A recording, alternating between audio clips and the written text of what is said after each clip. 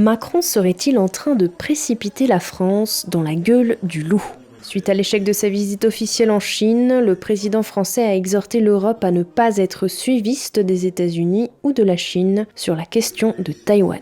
Une déclaration plutôt inattendue au moment où le régime chinois commençait un exercice d'encerclement total de l'île.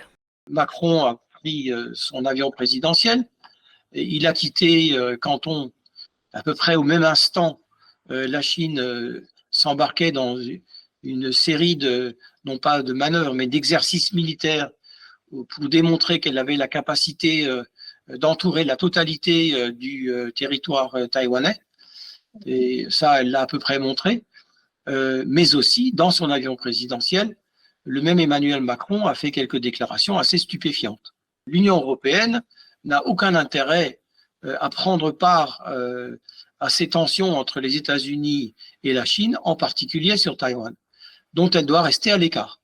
Il a de nouveau répété son grand dessein, qui est une troisième voie, où l'Union européenne affirmerait son indépendance et sa puissance.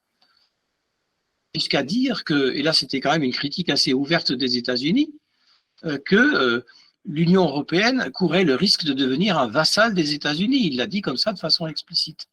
Et ces propos ont considérablement choqué. Depuis 1979, Taïwan bénéficie d'un statu quo qui lui permet de fonctionner comme un État indépendant, une indépendance officiellement reconnue par 14 pays. Cependant, Pékin considère Taïwan comme une province qu'elle n'a pas réussi à réunifier depuis la fin de la guerre civile chinoise en 1949, date qui marque l'arrivée sanglante du Parti communiste chinois au pouvoir en Chine. Vous savez, une chose est très claire. Là vraiment, les dernières décennies le prouvent, le Parti communiste chinois respecte les forts et méprise les faibles. Ça, c'est le premier des constats.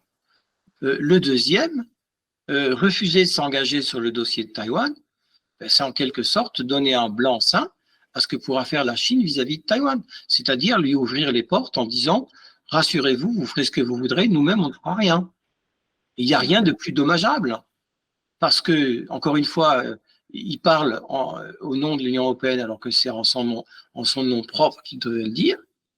Et même en son nom propre, il engage l'image de la France sur un sujet quand même qui est un des sujets centraux aujourd'hui de la géopolitique du monde. Donc la portée de ces propos est extrêmement grave. Et si vous voulez donner blanc-seing à la Chine à l'égard de Taïwan, mais c'est redoutable parce que finalement c'est voilà, lui donner crédit de faire ce qu'il veut.